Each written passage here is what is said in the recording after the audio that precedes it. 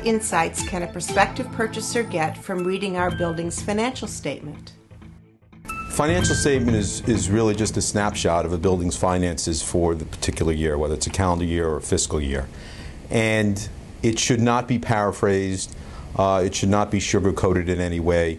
The financial statement is factual, and it should stand on its own 2 feet. A strong financial statement sells itself. That in and of itself speaks that this building has been able to put their measures well into place, and they're at a very good point right now. The building's financials should be completely transparent. So if you have warts, they should be known and shown. What you will find in most financial statements is that there are going to be questions that come up. And because of the timing of when the financial statement comes out to when it's being reviewed by a potential purchaser, hopefully the questions that come up from a financial statement have already been addressed by the board. A challenged financial statement needs to be put into context. If a board has put certain corrective actions in place, such as annual maintenance increases or assessments, these are positive signs that the building is on its way to some economic reform.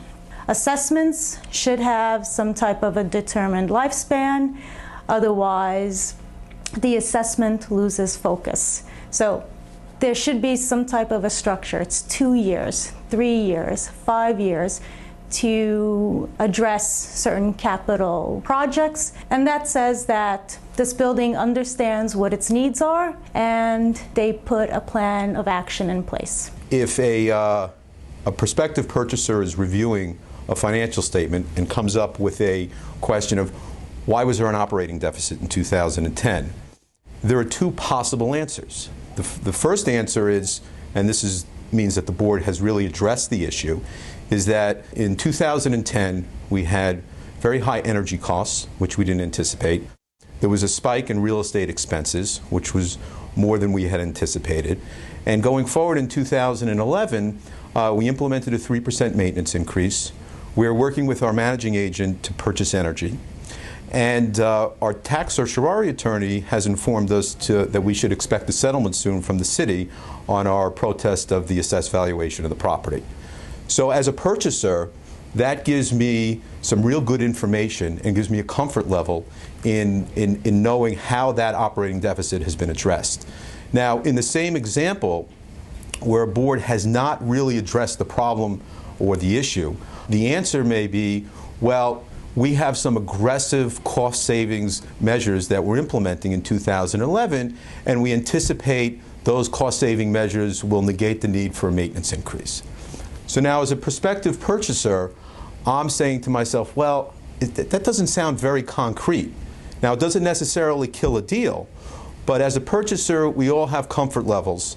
And in the first example, the comfort level has definitely been reached because there's a concrete answer. In the second scenario, we don't know where that's going as a purchaser.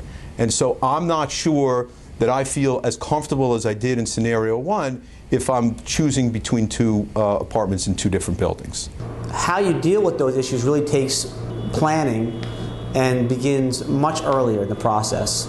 So by having a proper budget and by making sure that your building expenses are paid for 100% by your maintenance or common charges, and by making sure that you have a healthy reserve account that's able to address whatever these warts might be or however they take place, that's really the goal of the building. If you do that first part, then you won't have to worry about the transparency of your financials. In fact, you should be proud of what your financials are.